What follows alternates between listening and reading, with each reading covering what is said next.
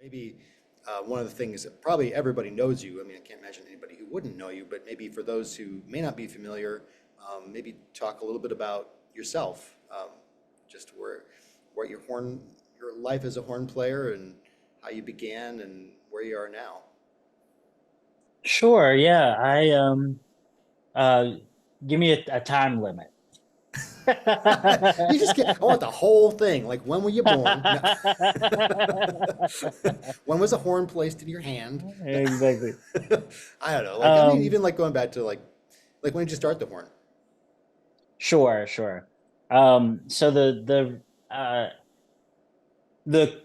quick version of the story is that my mother insisted that I was gonna learn to sing. Um, and so she we had this long ride from home to work and school, and she would just put on music, gospel music, choral music, whatever it was, and she would say, "Sing the soprano line," and then she would say, "No, that was wrong," and she'd turn it off, and she would sing the soprano line, have me sing it back, and then put it back on from the beginning. Say, "Sing the soprano line," and then it was like, "Okay, I'll get that. Okay, now the alto line." And it was just years and years of this kind of like forced oral skills, which I'm so very thankful for. And then also she had me singing in a bunch of choirs and this kind of thing. And I'm saying all this to say that she encouraged me to listen always. And we went to the movies a lot, almost every weekend. We went to the movies, and I would usually twice. I would go once with her and once with a friend of mine on another day. Twice in one And weekend. You'd go to the movies twice in a weekend. yes, Wow. yeah, we'd spend a That's lot of time at the I love film in general. And so because I'm listening so much, the horn is so heavily used in film music, that when I heard it, I didn't know that it was a horn, but I knew that when I had the opportunity to play an instrument, that's what I wanted to play. Because if I could make my voice sound like something else, that's what it would have been. Um, Oh, wow. Well, I'm also hearing that like the relationship with your mom sounds really special. oh yeah, yeah, she's the best. That's awesome. Your musical trainer, your movie going partner. This is I mean That's right, that's a yeah. pretty cool relationship with your mom. Yeah, I'm very blessed to have a really fantastic support system. Um, and yeah, I just can't be more thankful for that. Yeah, so she was my first music teacher for sure. And so then when it came time to pick an instrument in sixth grade, yeah, it was the horn. I was the one kid that that picked the horn. Um, and everybody wanted to play the saxophone or the drums Well, it or also sounds trumpet like or you something. had the ear. I mean, because that's a big issue with horn, especially when you're going in band, right? Is that a lot of kids, Mm, they might want to play it, but they start to play it, and they put down the fingering, the note they want doesn't come out. This is like the common trope for beginning horn players, and you had all right. this just you know homegrown ear training. That's Yeah. amazing, and so that maybe I'm sure that probably helped you. Yeah, certainly. Certainly. Yeah. And I mean, actually, I think it probably caused its own set of anxiety because I could hear how wrong I was. But Right. Yeah. No, that's a really good point. Like, nice when you don't know that you're making mistakes, right? That's funny. but anyway, so there's that. And then yeah, and I did not I always like to say this because I think it's important for people listening that don't have certain resources. I never had any lessons in high school. And actually that's not true. I had two. I had two lessons. It's not very One many, but one my junior year and one my senior year in preparation for all state band auditions. But mostly just had really amazing band teachers that I'm so very thankful for. They're the salt of the earth. Um, and but So that being said, um, I had to do a lot of self-teaching and, rely on my band teachers, and they were really great of answering my questions and, really, really helping me and pushing me also. to get better and better. And then I did my undergrad at Virginia Commonwealth University. Um, and yeah, I studied with Dr. Patrick Smith there. And then I took 2 years off and bartended and played in the Waynesboro Symphony in Virginia and traveled and took lessons and tried to figure out where I wanted to be for grad school. And then I felt like David Jolly was the right teacher for me. So then I applied to all of his schools and ended up going to the Manhattan School of Music where I studied orchestral performance. And then and I knew I wanted to be a chamber player, but there were many reasons for choosing that degree program. And now I'm at Stony Brook. We're working on a doctorate. I'm like four-fifths of the way through with a DMA there. Uh, so that's sort of my horn training. Um, and then yeah, and then professionally, I play with the Monty Winds. This is my third year playing with them. Third full season. I joined January 1st, 2021. And um, I play in the Metropolitan Horn Authority. And I play in a band called Tradici Baci and a band called Sons of Tsunami. And those four institutions, I would say, are um, the bulk of the work that I do. And then I freelance in New York doing all sorts of things. Wow, that is, I didn't know that about the four institutions, because of course I know about Amani Winds, and that's when I first met you, because I saw your concert Yes. at the Craner Center, and then we hung out. It was so great, and the concert was Yeah, it's amazing, even though amazing. COVID was affecting it, but you still, it was like one of the best concerts I've ever seen. Well, I want to hear more about those groups you play, and I definitely want to focus on Amani Winds. Maybe we'll save that just for just a minute, because obviously, Sure. huge news this year with your Grammy Award and all of that. So I mean, I feel like there's a lot to talk about there. But Right. maybe just like you mentioned these other groups that you play in that maybe not everybody is familiar with. Can you describe maybe the names once again, and then what the makeup of the ensemble is, and what the maybe the genre, and just some details about the ensembles? Yeah, absolutely. So we Metropolitan Horn Authority, I'll start there, is definitely the group that I play with the second most. It's a horn quartet, and it was started by my friend Peter Del Grosso, who is actually someone I went to VCU with.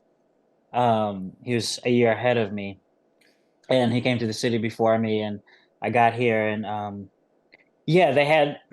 He started with a different group of players, but people got busy and that kind of thing, and we had a new set of personnel, and that's what we've been that group of people for 5 years now, and it's myself, him, Sarah Convalin, and Blair Hamrick, and we sort of use the group as a vehicle to um, do a lot of the things that we want to accomplish in horn playing. So, for example, we released an album that was all arrangements, that all Peter's arrangements, and that was our first big project. And also a lot of the music that we were playing at the very beginning was a lot of his arrangements, and it was a way for him to refine his skills and to start composing as well, use it as a doorway into composition. And so it's wonderful. And he's a fantastic arranger, composer. He's also a wonderful pianist. So we have arrangements there for horn trio and piano, horn quartet, just the four horns, and then we do full band sets as well. Guitar, bass guitar, drums, and sometimes we have tuba. So Wow. it's a really malleable thing. And then as we've moved forward, we had that first big project. We still do lots of concerts that centers that music. But then, it was sort of like, okay, so who else has the thing that they're passionate about? And for me, it was new music. And so we started the process of commissioning composers. And we had, it's 7 pieces now written for us. And we are offering a program to colleges that is a program fully comprised of pieces written for us and by new composers. So we have a piece by Jessica Meyer. I just It was a played a piece piece by by hers, actually. I just played a piece with orchestra and rock band by Jessica Meyer. Nice, yeah. She is See, yeah, awesome. she's a rock star. Sorry, I didn't mean, So I'm not going to interrupt. total Keep going, keep going, no, keep going. no, you're totally fine. You're totally Yeah. fine. And Joy Guidry, Aaron Bush, Jose Manuel Serrano, and the list it goes on and on. And I'm writing a piece. Peter wrote a piece, and this will culminate in a recorded project that we're very excited for. That's just all this new stuff for horn quartet. No, Nakia Randolph also. Nakia Randolph. So we have we're very proud of um, the different types of composers, the diversity in the composers that we have commissioned, because we really feel strongly that the four of us have very different life experiences, very different voices. We bring those voices to the art that we make, and we feel very strongly about making sure that the music that we play is representative of many different life paths and experiences, because it makes the art deeper and deeper, and it's Well, this enriching gets for to us and for our audiences. thank you so much for sharing that. And it gets to a question I was going to ask you later, but you're already kind of answering it, is kind of what do you value in music and art? And it seems like this kind of diversity, this authenticity, this representation of, individuals that are especially working with you, you yourself, is really important. Yeah, absolutely. I always will say a really moving experience for me musically in my undergrad experience was playing Stravinsky's Symphonies of Wind Instruments for the first time. Yeah. And I know it's a piece written, in memoriam, but I was really moved, in particular by the chorale that comes at the end of the piece, which I later learned was the first music that he wrote, was just that chorale, and then he expanded it with the other stuff. But that was such a moving experience for me because I felt it's something about the chords and the rhythms. I really was hearing myself in it, and that's not an experience that I had a lot. Like I love so much of our classical repertoire, but I don't necessarily hear me in it. And that was a really life-changing experience. And then I went and, read a bunch of biographies and that kind of thing, and started to realize that so many of our life experiences were concentric. And some of the sounds that I was hearing in that piece um, resonated very specific sort of emotions that really resonated with me, experiences from my childhood, and we shared some of those experiences. So that was a really eye-opening experience for me. So moving forward, something that was became really important for me in my practice was to always center humans and humanity, and trying to, and that's how I think about music. I really feel, and that also comes from having a really heavy church background, singing in gospel choirs and that kind of thing, that the music is a tool, it's a vehicle for self-expression, but more importantly, it's a connecting thread between individuals, and we need that in the world even more, more and more every day, it seems. We need to be able to see ourselves in everyone else, and I think the music is one of the best tools for that. And so that's how I tend to think about music making. Wow, that is really powerful. I'll be thinking about that for a long time, and I think I absolutely agree with you. And something you said, about the Stravinsky that's interesting is that I actually would classify myself on that. I think classical music, for all that I love, like the traditional kind of mostly common practice music we play, for all its greatness, it sometimes doesn't necessarily speak to us individually.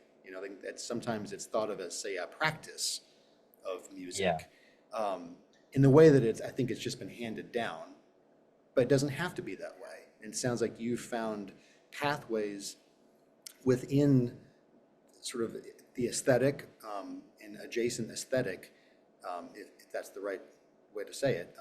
Sure, yeah. To find that for yourself when you couldn't find it in that music, now you found it for yourself. And I think that that's something I really want my students to understand, that Mm. in your path that you've taken, everything you've described so far is just a really great example of taking full agency of, what you want out of this.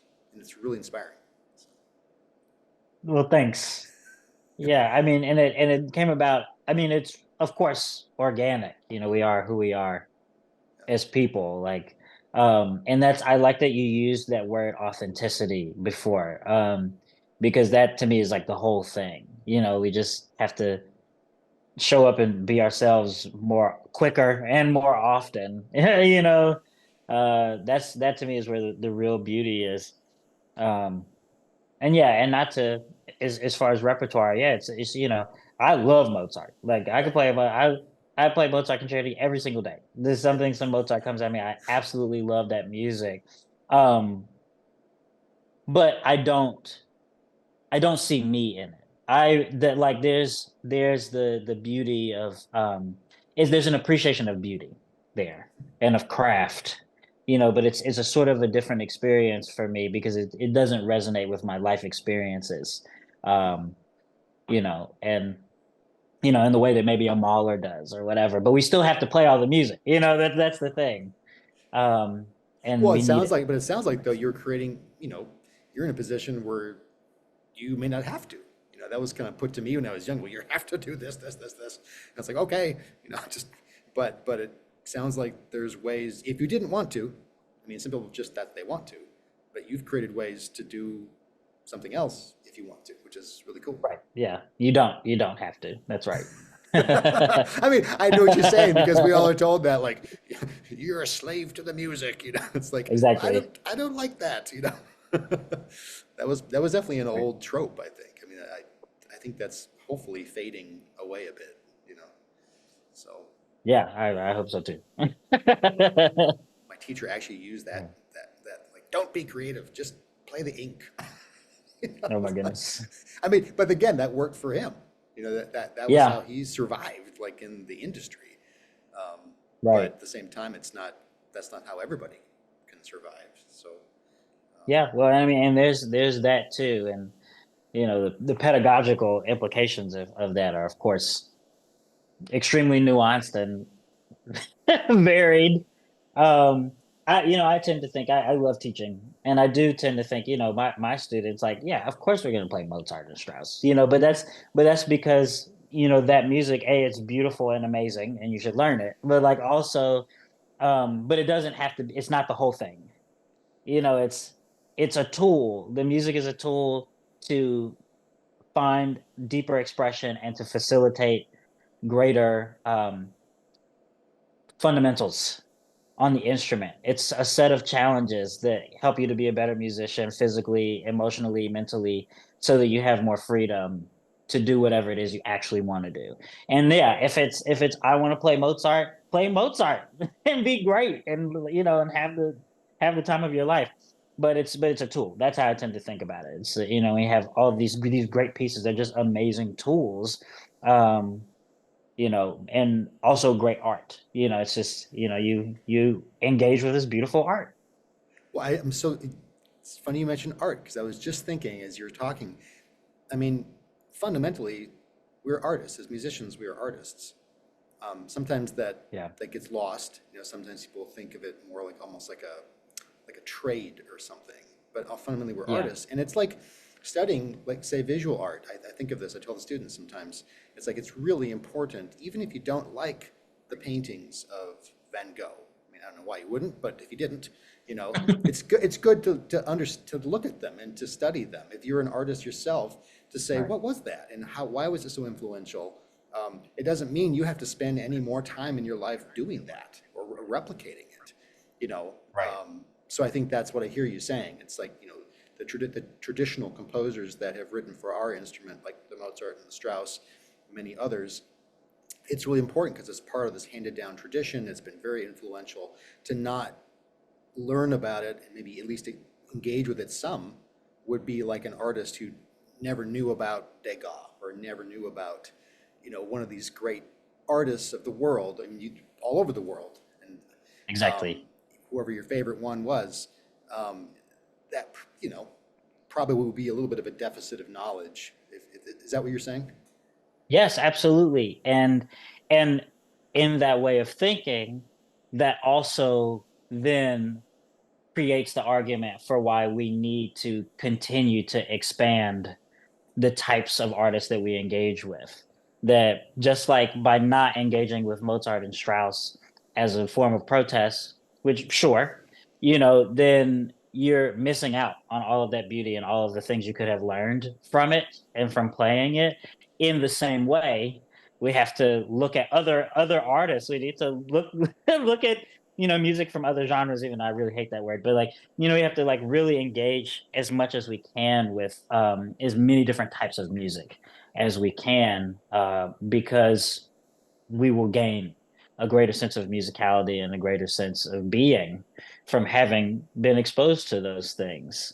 You know, it can't just be, it can't just be, it should never just be one small thing, no matter what that small thing looks or sounds like. You just mentioned you don't like the word genre, and I kind of Mm. agree with you. What is there a word that you prefer or a different way of describing that phenomenon? Um, no. Oh, I good, good. I I like that. I just it exists and I don't enjoy it. I think that it's I think the problem with genre is not that it is um there's an accurate way to describe many things. And oftentimes genre comes with historical implications that are absolutely valid. Um and it's a way of honoring music. Like when you have a genre, it allows you to make a hierarchy for better or worse. um and and that to me becomes really tricky. But that's not my problem. I can deal with that. What bothers me about genre is that we as a species have survived with a natural sense of we're able to categorize and differentiate. So I think that we lean into that impulse too much when it comes to art. We need to, there are things that exist that cannot be put into the boxes that exist already. And I mean, we can make new boxes, but why would we? It's just music. And so sometimes we get into the trouble of becoming too rigid, and that's why I really that's a part of playing with Amani Wins. That and really, honestly, actually, all of the groups that I play with, that's a thing that I really enjoy is that the four main groups that I play with try really hard. We exist within certain kind of genres, but we just kind of play what we like, Yeah, that's and what's amazing. inspiring, and don't try and think too hard about about what box it belongs in. You like it, you play it, you learn Well, about it. what you're describing, I totally resonate with, because, as you know, like I was friends with Gunther Schuller. Yes. I became friends with him near the end of his life. I wish I would have known him even better. And he, of course, in the 50s and 60s, started the whole third stream movement, Mhm. which really was, it was actually like more of a thought experiment, right? Kind of asking this question. It's like, well, can we meld these quote genres or these styles of music? And in reality, you start to realize, well, this style of music has a lot like that. And actually, the other, and what Right. really differentiates these things? Like, is there really, like, who's deciding what differentiates all of this? And in the end, does it even matter? Music is music. I think it was such a Right. brilliant sort of thought experiment that forced us all to think about, we're there still thinking about it, because I agree, it's almost too human to categorize things and create hierarchies. I agree, that's a very typical, I don't know if it's like a evolutionary thing or I don't know what it is, it's like we want to always describe like what something is, like, well, that is that, when Yeah. maybe it just is, you know, so I really appreciate you saying that. And also it sounds like your whole ethos from as a musician and as an artist is kind of coming from that. You know, like you're not interested in fitting into a box or creating new boxes. You're just Yeah. playing. Is that correct? That's absolutely correct. Yes. And that's, we have to describe things. You have to, well, you don't really have to, but it's helpful to describe things. It's helpful to bring people in. And I think that genre sometimes can be helpful in that regard. That you have a thing that you love and you want to hear more things like that. And so like, I'm not gonna go looking for a Schubert string quartet at a jazz club.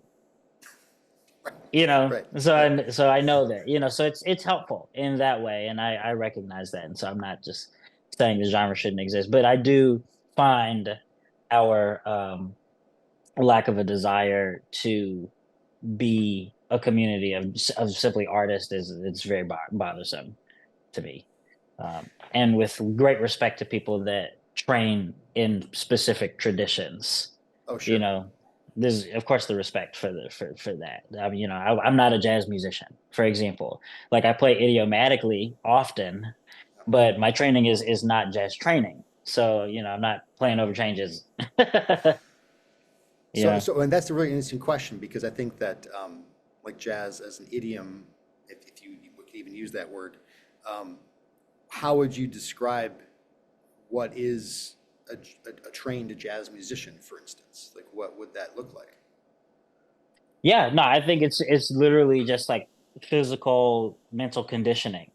Like, it's just a set, you really ideally we would just all learn everything.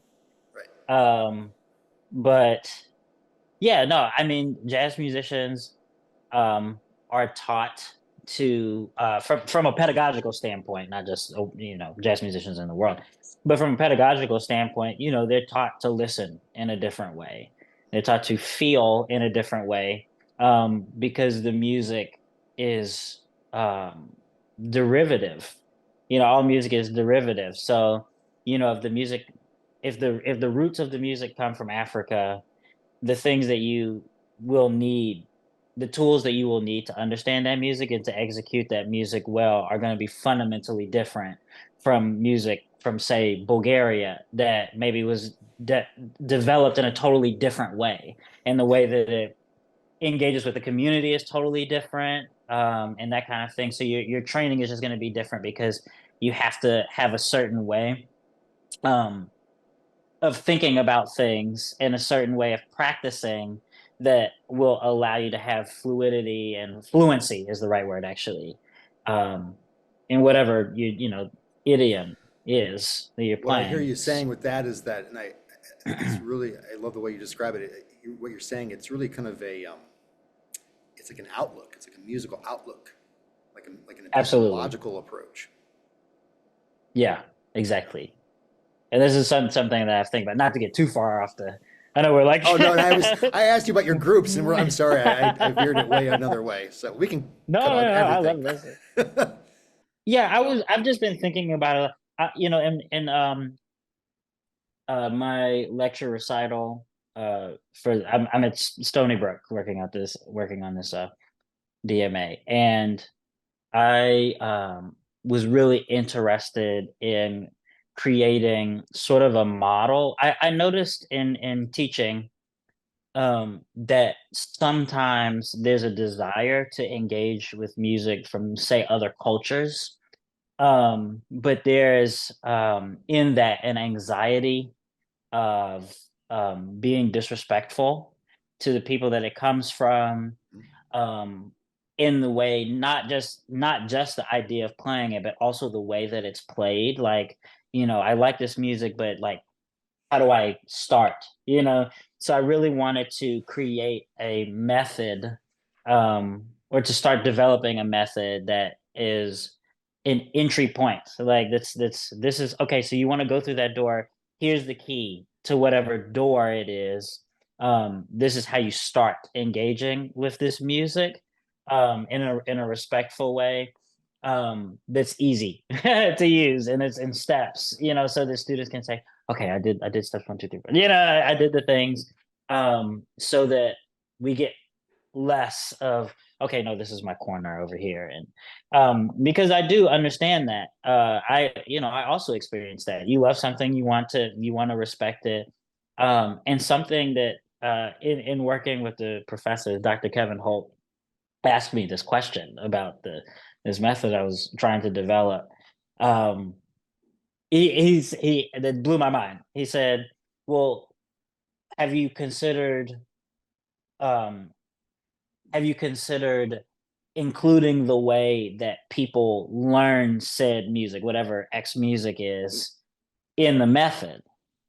And it seems like the most simple thing ever, but it really like turned the way that I was thinking about it on its head, because um it's true that you cannot, like, exactly what I was just saying, that we the best way to engage with the music is in the way that it was created, and that the people that created it, how they engage with it. There's always going to be something to learn there, and that's where you should start. Is, well, you know how do people learn rogs?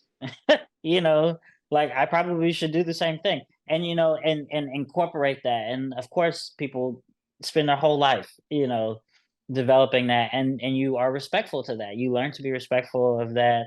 um but to say, uh I think this is amazing, but I'm afraid to engage with it because I don't want to be disrespectful, is sort of a cop out to me. That it's like, well, okay, well, then figure out how to engage with it. you Hmm. know, take the necessary steps, figure out what it's like, or don't. Um, Right. I really hear what you're saying. And it actually reminds me, like in the European classical tradition, that was sort of the philosophy back in the mid 20th century of the early music movement in many ways, mm, to kind of get back to what the composers actually did, because it had come so right. far now, modern instruments, modern concert halls, modern etiquette and everything, and it's like, I don't think this resembles anything what the composers. Another thing that I think we haven't talked about yet, but I wanted to ask you about it, just the notion of improvisation itself within the quote Mm, classical idiom, which clearly was really an ever-present part of probably almost every musician's life until the end of the 1800s, when it kind of yeah. was taken out in favor of the more siloed, roles that we play as musicians. And there's like contextual reasons for that, but that's something as well that, um, it clearly was taken out of the praxis and has been absent from largely from the art form until the current, until the present day. So Yeah. that is definitely going back to, people think sometimes we use the word improvisation and think, well, I'm not a jazz musician. So it's like, well, jazz is Yeah. not the only thing that has improvisation. You know, I, Exactly. I think it's one of the things that makes jazz so unique in some ways, as a kind of a more Western art form, if you will. Like it's, Yeah. kind of creation is that improvisatory foundation of it in many ways. But clearly, like you mentioned, Indian classical music, or Yeah. almost all the musics of the world have improvisation as a basis, actually, and for Yeah. the, what European classical music did as well. So doing that, but some people would probably kind of be revulsed by that. So I don't know. I'll stop. Yeah. No, and that's exactly, um that's exactly what I'm getting to, is that we're trying to get at, is that we owe it to ourselves to, engage with the historical context of things, the cultural context of the music that we play. Because when you dig far enough, you begin to gain a deeper understanding that it's all related. And you have to, where the music becomes something else, the point of departure is what we deal with, the aesthetic. We deal with the aesthetic of the thing. But the spirit of the thing is often the same. I love that. And that's, That's the more we can get to that, I think the better. And so, yeah, I try and do that, you know, in my practice as much as possible, but it's secondary to just doing what I like. mm. So this is for you. When I hear you say that, you put it in the position of say like a moral virtue, like Yeah, it's virtue, absolutely. something which is almost it begs a certain kind of a duty of is that what you're saying?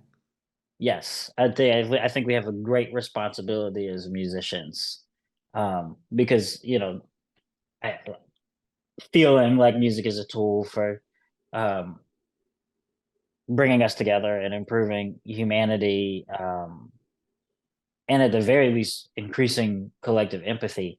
We have a responsibility to know what we're playing and the power of it and why it's important, because if we don't know, there's no way we can communicate that to an audience. Mm, It's like it's a waste of time, to me. And that's like, uh there are many amazing groups that play phenomenally, but outside of the appreciation of the athleticism, there's not really much there. And you can feel that, like when you hear people play, you can sort of feel, um, whether it's coming from here or whether it's only coming from here. I see. And Um, this Connecting now with the make music in a human way. yeah. And what I hear you saying is that to you, and I again agree with this entirely. Music is not just a thing. It's not just a trade. Like music itself is an expression of the spirit. Yes, I do feel that way. It's spiritual. Yeah.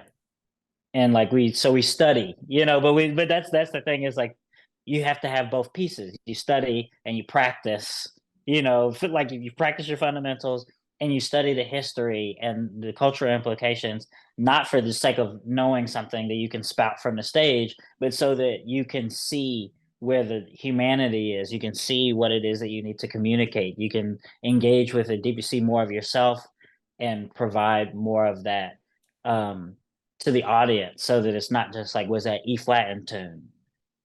Mhm. There's so much more power in in music than that, And yeah, of course, E flat should be in tune, but it's not.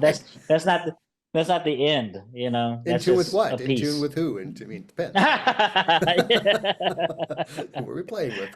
They love don't want that. it in tune. But, well, it reminds me.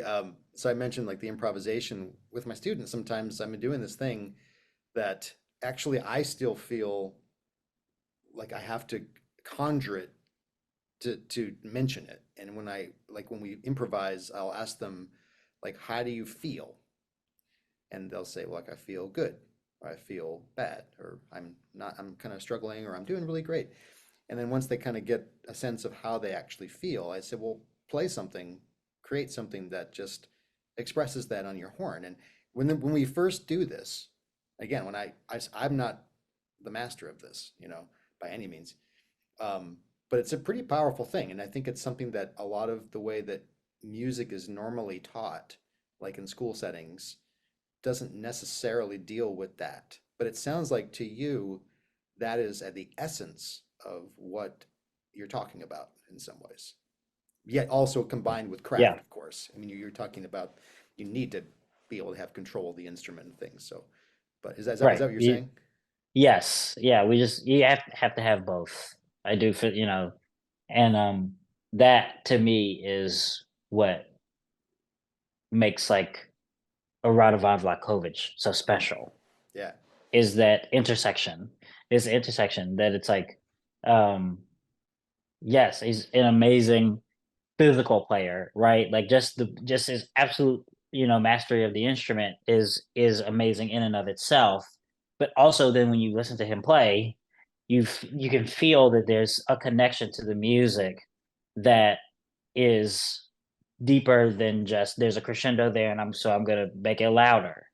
Mm. It's actual art. It's Yeah. real, it's real art.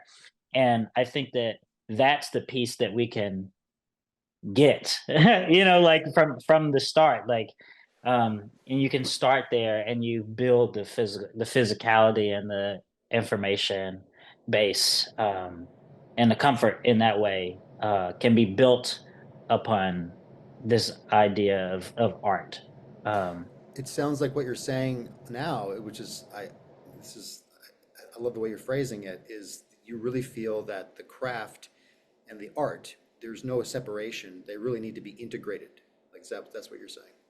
Absolutely, yes. And that was your project about. That's what you're writing on this. Right. Yes. The idea, and then being specific to dealing with other cultures. And the reason is because, we coach groups that play, um like, I'll use Valerie Coleman's music as an example. That will play Umoja, as a popular piece.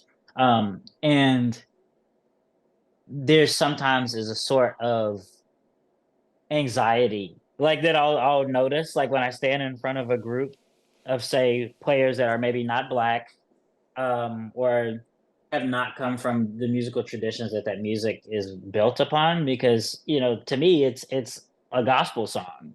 It sounds like a youth choir song. It just has a Swahili name. you know um and so there is this assumption of joy that is in the music, and so people feel, I don't know if that's what I'm supposed to be giving. Like, can I have fun? Can I change it? And knowing that the music is built upon this idea of joy and exuberance and expression frees up, knowing that automatically frees up a musician to say, "Oh, like I can like play louder, or like I can like this part that I really like, I can show that I like it in the music and it won't be disrespectful." And having that knowledge is the doorway to the freedom of expression, so that, because to exist in the anxiety without the information and the context is nonsensical.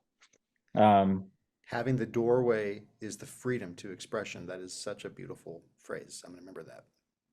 The doorway, opening the door. yeah, just open the door. It's like it's right there, just open Yeah. it. You make it sound so simple.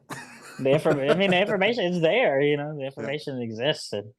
And that's one of the joys of working with living composers, I will say, is that I don't have to guess what Rena Esmail wants out of her music. She's there to tell us. Especially, and when you have something written for you, um, that's a very powerful thing, that you have that person there that can explain their background, how they grew up, how they think about the music, what they're trying to convey, why it's important to them.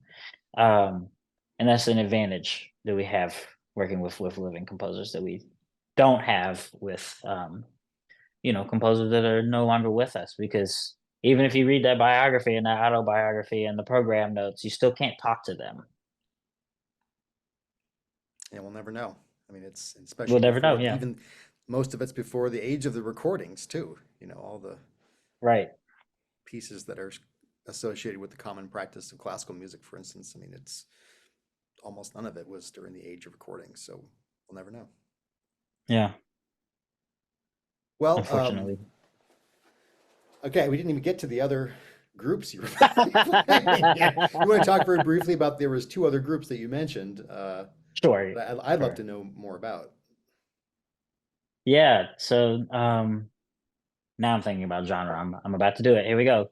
There's I play in a group called Tradici Baci, which I think the best way to describe that group is it's sort of like a progressive rock group, that incorporates many different styles. One of the most prevalent is the style of like spaghetti western.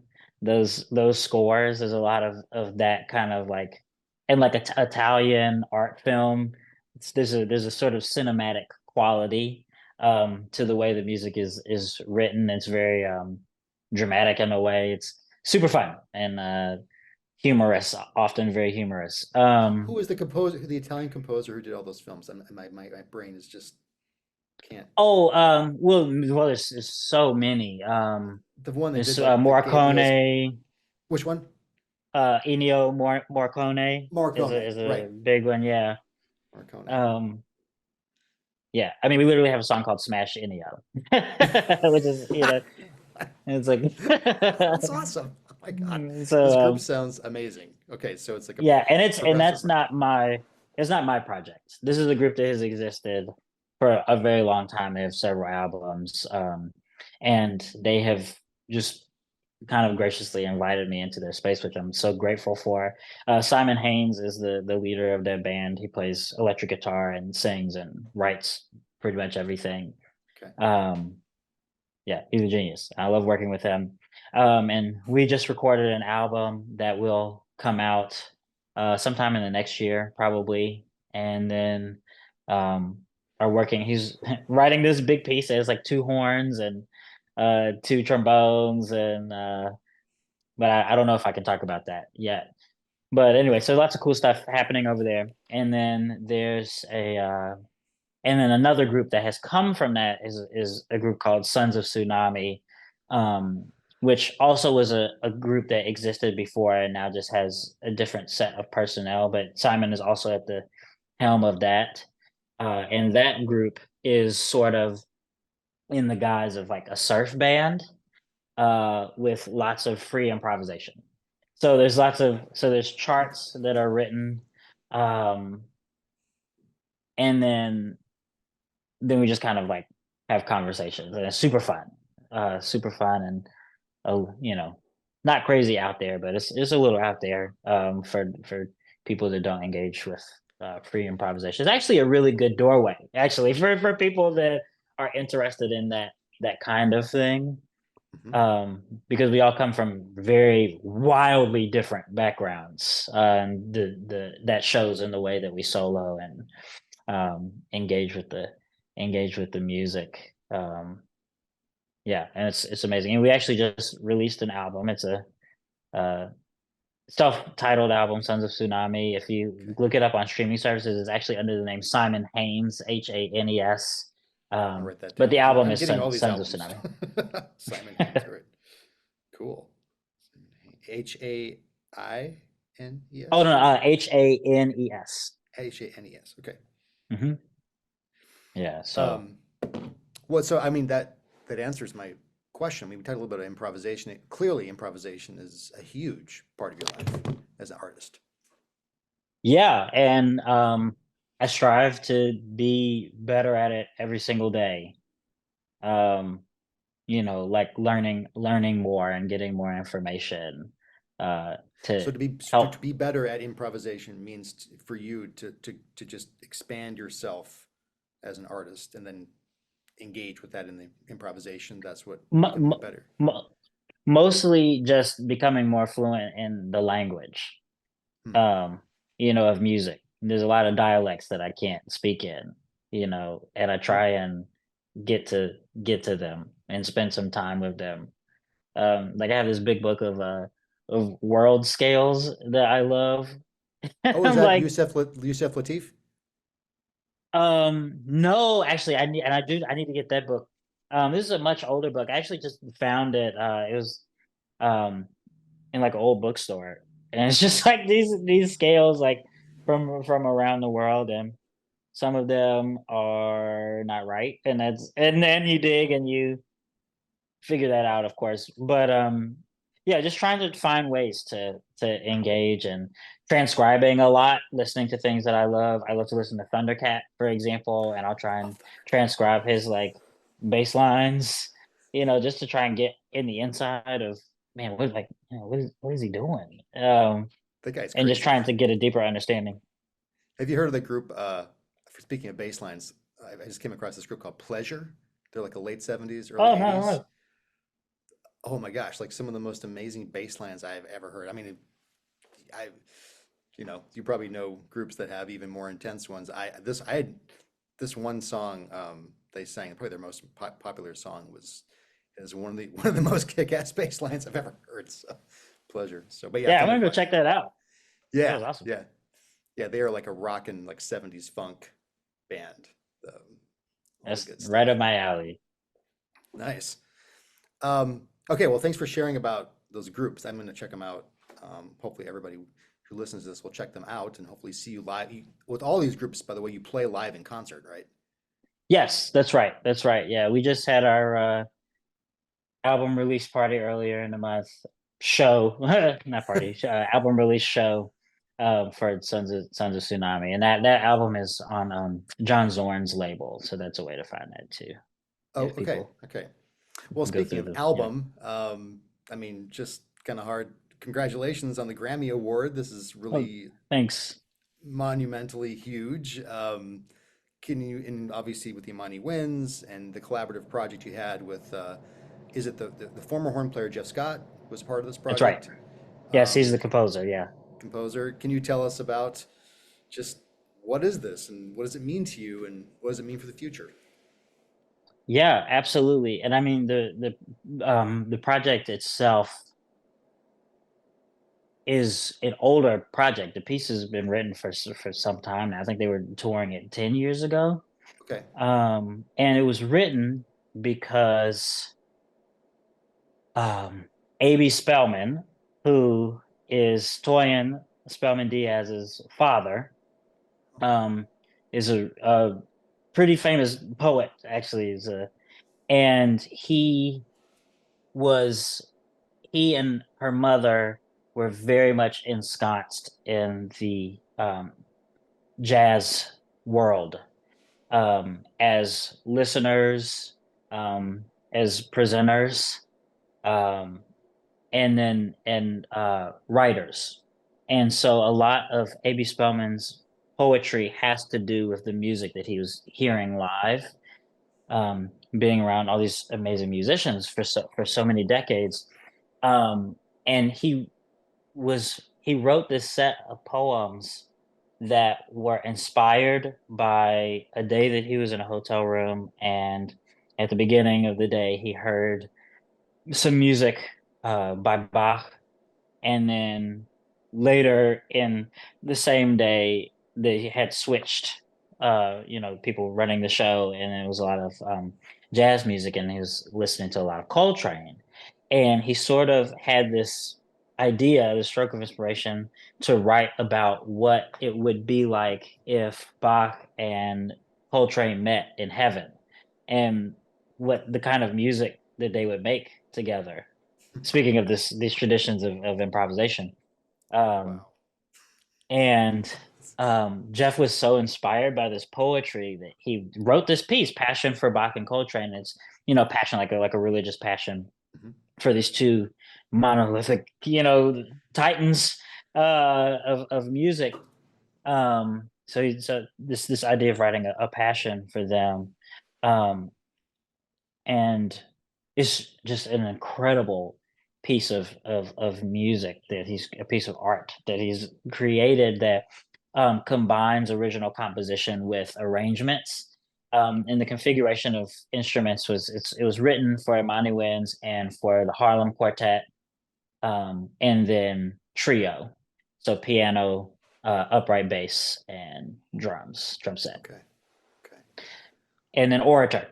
And so this uh piece, we recorded it live, um 2 live performances, and the piece itself is, AB reading his own poetry, and broken up by these long episodes of music, and lots of improvisation in there as well. I get to play an extended solo in that, which was really a treat for me. Is it an Um, improvised solo? Improvised solo? yes, Oh my yes, gosh. and yeah, everybody gets a chance to be heard, and it's really amazing, and the work is incredible and very meaningful, and of course, it's always a joy for me to get to play Jeff's music. He's a serious hero of mine for so many reasons. So yeah, we could not be happier, that we got the Grammy, but also that it's this work in particular, because it was such a family affair. This piece and the life that it's lived and the reason that it exists there's so much love wrapped up in it. So it's Well, I very am so meaningful. happy for you, and I'm so happy for Money Wins. I'm so happy for Jeff and just everybody who collaborated, and happy for music. I mean, this is like so awesome. It was really cool to see all of you in the picture, because oftentimes with like, I mean, this isn't going back to the word genre, right? Clearly, this is not, I'm just this does not check, this is not like in a specific box, right? I mean, how would you? yeah, yeah, exactly. And I think that um it is and it isn't. And like I was saying before, it's like even though I don't like the word genre, it is still necessary in the sense that it allows us to have an understanding of a respect for tradition. That's really what it Mhm, boils down to. mhm, So in that way, it is absolutely idiomatic of, it's Bach, like it is classical music and it's Coltrane, it is jazz music, and it's all mhm, together, but it's existing in the same space, and it's mhm. um there's just an appreciation of beauty there more than an appreciation of idiom, if that makes sense. Sure, wow, it's just so much to think about. And what I was going to say before is that oftentimes if classical musicians get a Grammy, every the classical category, for instance, Yeah. like an orchestra, the whole orchestra won't necessarily be there to accept it, you know. Right. Yeah. Or the film composer gets it, and it's not like the studio orchestra is there and there you all were, like on the stage, like in that big, this amazing platform, getting, individually recognized, which I was just floored by that. And so I really want to congratulate you and congratulate the group and everybody who was part of the project. And it's just a real, Thank you. yeah, it's very significant on many levels. And I loved hearing you talk about it. Yeah, it's an amazing project. It's just a beautiful concept, and it in many ways maybe it has us all look forward to maybe a new era of music making, you know? Well, we certainly hope so. Yeah. Yeah. Um, well, okay, so I wanted to, we were talking a lot. We've been talking for over an hour. This I is know awesome. I tend to ramble, so you have to stop me. Oh, no, no, no. I am loving every minute. Like, I don't want you to stop. But I did have a couple other questions, just things that I written down. Because you've talked about a lot of things. You talked about your teaching. I'd like to hear a little more about your teaching and your project actually. But what are aside from your DMA project, which sounds like it's going to be just highly impactful. I mean, this is something that everybody is going to have to become familiar with. Certainly, I will be mentioning it to everybody with my students and at the Horn Camp. Um, Well, that's but that's what? very kind. Oh, I mean, it's everyone's going to have to be familiar with it. What are some of your other upcoming projects? So we have just Imani Wins has just recorded um a piece that we've been touring by Andy Akiho, entitled Be Loud, Be Loved, Belonging. And that piece actually got its premiere last year at the Kaufman Center as a part of our residency with them. And then the second time it was performed was at Carnegie Hall for we had a Carnegie Hall presents on recital, and then now we've been touring it this year. And this piece um, was inspired by the protest at the I believe it was the Metropolitan Detention Center. I might be wrong in it, so don't quote me. But in Brooklyn, it's in Brooklyn, and this is during COVID. Actually, slightly before, it was 2019 when people were being detained. Immigrants were being detained, and in the winter, the power went out, and there was no way for people to communicate with the outside world that the power had gone out, and so they all started like banging on the bars and the walls in rhythm, um, and it was so loud that you could hear it in the neighborhoods outside of the detention center, and because it was so loud, then it became a big news story that it's like oh, look, like these people don't have heat. It's the middle of the winter, like they're being detained, and this is inhumane. And then so and we were really inspired by the power of that solidarity and the idea of sound as protest. And we started working with Andy to see if we could develop a piece that sort of hit on that kind of idea. And originally we wanted to, tour it to prisons and detention centers and stuff, and set up outside, and have speakers and that kind of thing, and play the music from the outside, so it would reach in to say, as if to say, we hear you. um but the logistics of that were insane. But what we were able to do was develop a relationship with Rikers Island, and Andy went and worked with a group of young men that were there awaiting trial, and they did a number of percussion workshops, and the uh, a lot of the rhythms that they were able to develop made it into the piece.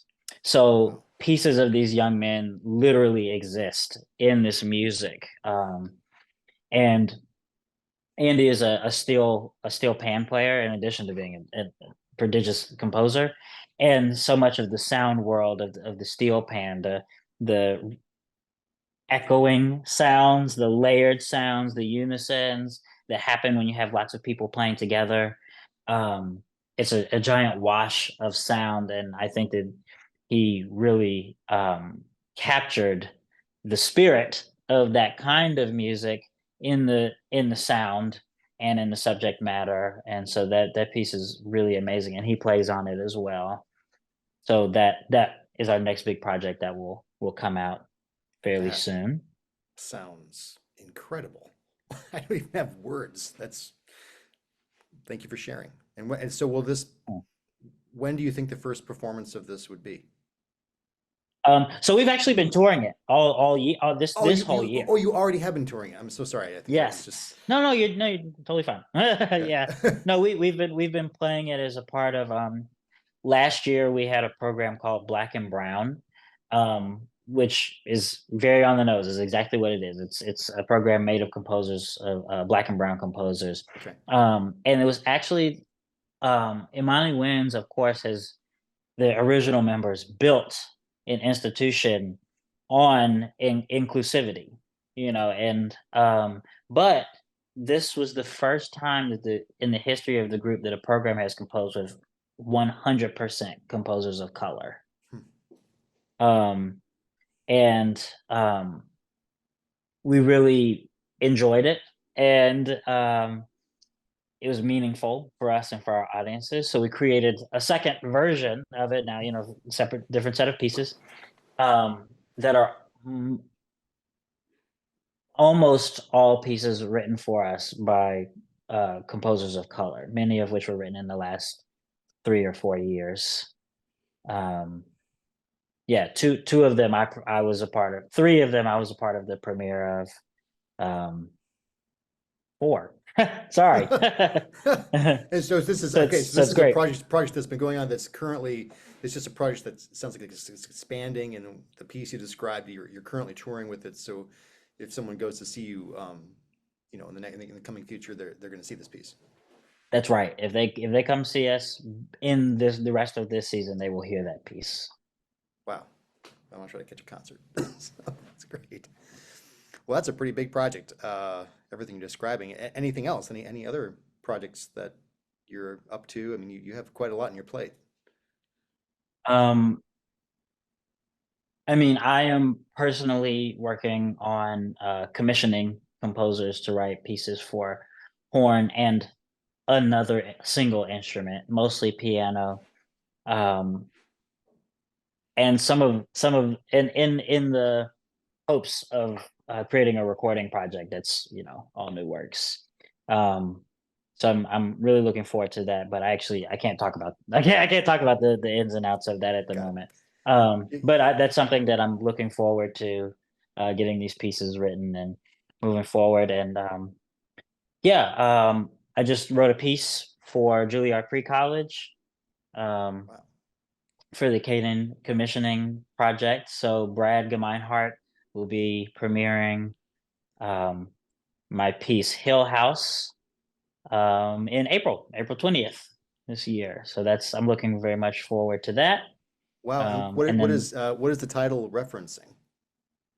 oh, Hill House. So I have many amazing women in my life, and this piece is dedicated to a woman named Vernetta Hill, who is no longer with us. But she was my maternal grandmother's best friend, and I grew up with her around the corner, and so I spent a lot of time at her house as a child, because my mom was working on um, her degrees. You know, when I was young, she was working. She has two master's degrees Hmm. and a doctorate of education, and so um, I spent a lot of time with this woman, and she's very important to me. And so this piece was written um, as a way to say thank you Hmm. um, to her and to um, immortalize her in a way. And speaking with Brad about the subject matter of the piece, when we were talking about, what do you want me to write? What do um, we in talking sort of got into this idea of honoring maternal uh, figures in our lives. We both have these really incredible women that were a part of our upbringing that need to be celebrated, and so um, it's also a love letter to maternal figures in a way. Um, so very excited for that. Love that he was so open, and all my crazy ideas. He was like, "Yeah, like let's do Well, it," and then and hopefully the students will like playing it as well. So well, as I I'm hear you looking forward to talk that. more and more, I mean, it's clear that you are a person of giant heart, my friend. Like, it's just your passion for life and for people and your ability to just connect yourself and to connect other people together. And it's you're an impressive guy in a lot of ways. It's really cool to Oh, hear your projects. that's very nice. Thanks. I mean it. I mean it. Well, these are all incredible projects, all highly impactful, high profile. It sounds like too. You got principal horn of the Metropolitan Opera. You got you're touring with Monty Wins doing this project. It's just amazing. I'm Um, very blessed. That's what I'll say. yeah, Mhm. you obviously work your butt off too. So you That's know. true. In terms of other questions, I know we probably should wrap it up soon, but so you're teaching. I mean, you've talked a little bit about your project that you're working on, your DMA project, and the ethos of that, and a little bit about it. But how, you teach at the Curtis Institute of Music now, correct? Mhm. Yes. And you teach privately there. So we are available for private lessons. The students are allowed to take advantage of lessons with us if they so choose. Okay. Um, and so mostly what we have done as a part of our residency is to restructure the curriculum Hmm. for wind chamber music. Um, and then we go for coachings and we give a certain number of seminars every semester, and then we also teach a entrepreneurship course for the master's students. Wow. Um, and we are available for lessons. I mean, at the Curtis, there's no want for great teachers. I mean, especially for horn players, they have both Jennifer Montan and they have Jeff Lang. So I will co-teach the And horn you as well. I class. mean, so all Yeah, three. I mean, I'd say, yeah. yeah. But so they have already so many different perspectives. So I find that most of the private teaching that occurs, I've taught some lessons, some private chamber lessons specifically, um, and then the orchestra has gone on tour. Philadelphia Orchestra has gone on tour, and so then I'll come, cover the lessons for when they are, in Japan. Got it. um, but it's mostly that. But yeah, we're there in that capacity, and the students are amazing, of course, just incredible. More than players, they're just incredible people. Yeah. They're very kind and open-minded, and they want to work. The work ethic is really amazing, and so it's just a joy. It's a joy to teach there.